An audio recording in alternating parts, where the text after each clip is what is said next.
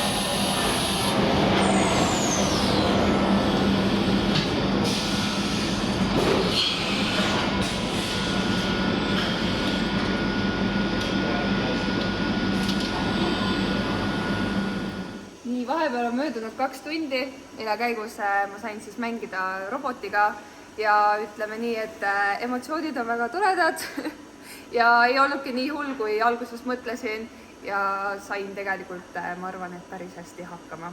Nii et natuke õpiksin veel ja siis juba oleksin valmis üksi töötama.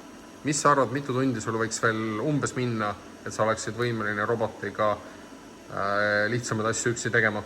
Ma arvan, et kui ma käiksin veel 3–4 korda, siis äkki saaksin juba ise hakkama.